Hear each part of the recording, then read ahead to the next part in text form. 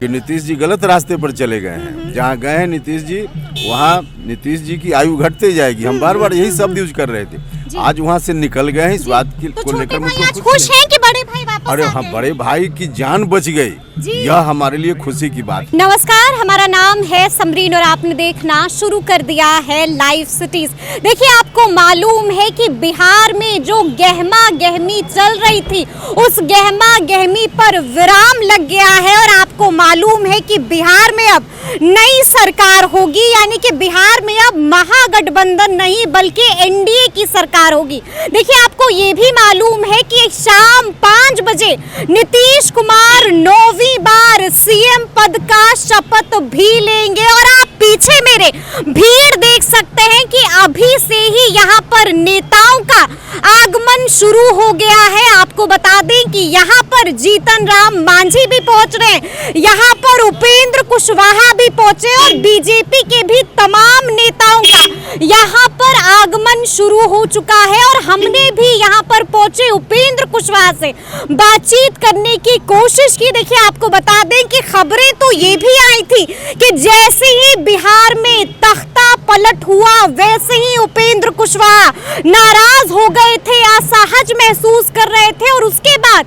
सुबह सुबह ही काराकाट निकल गए थे। तो जब हमने देखा कि यहाँ पर उपेंद्र कुशवाहा पहुंचे हैं, तो हमने भी उनसे यही सवाल किया कि अब आपके बड़े भाई लौट आए हैं, यानी कि नीतीश कुमार की अब एनडीए में वापसी हो गई है, तो क्या इसी बात से नाराज होकर उपेंद्र कुशवाहा कहीं काराकाट तो नहीं चले गए थे? क्योंकि कहा तो ये भी जा रहा था कि जेपी नड्डा ने खुद कॉल किया है उपेंद्र कुशवाहा को, जिसके बाद उपेंद्र कुशवाहा लौट कर आए हैं और अभी अभी उपेंद्र कुशवाहा राजभवन भी गए हैं। तो सबसे पहले आप सुनिए कि क्या कुछ जवाब दिया है उपेंद्र कुशवाहा जी ने। देखिए, आप महागठबंधन नहीं, एनडीए की सरकार है।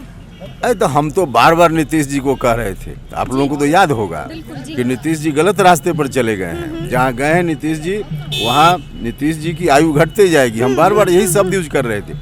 आज वहाँ से निकल गए हैं, इस बात को लेकर मुझको खुश हैं कि बड़े भाई वापस अरे आ हाँ, गए? बड़े भाई की जान बच गई, यह हमारे लिए खुशी की बात है। अच्छा, ये भी कहा जा रहा है कि आप चले गए थे, काराकाट के लिए निकल गए थे, नड्डा जी ने फोन किया था। हाँ, मेरा प्रोग्राम पहले से लगा नाराज था। थे क्या? नहीं, अभी तक ऑफिशियल अनाउंसमेंट नहीं हुआ था कि कब शपथ ग्रहण, कब क्या।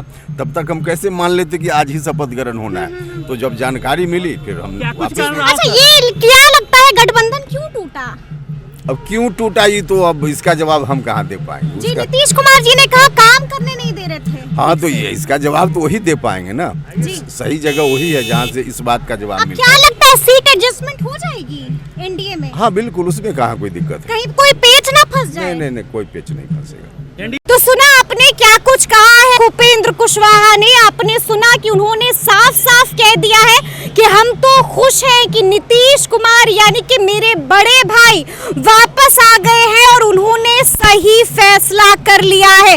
देखिए, हमने उनसे ये भी कहा कि क्या वाकई में उपेंद्र कुशवाहा नाराज हो गए थे, क्या वाकई में आप असहज महसूस कर रहे हैं? तो उन्होंने साफ साफ कह दिया कि बिल्कुल ऐसा नहीं है, वो बिल्कुल खुश है, बहुत खुश है और स्वागत भी कर रहे हैं एनडीए गठबंधन में अपने बड़े भाई का। देखिए, आपने देखा है कि लगातार गहमा गहमी चल रही थी, लगातार सस्पेंस बना हुआ था और सभी यही जानना चाह रहे थे कि आगे आगे क्या कुछ होगा।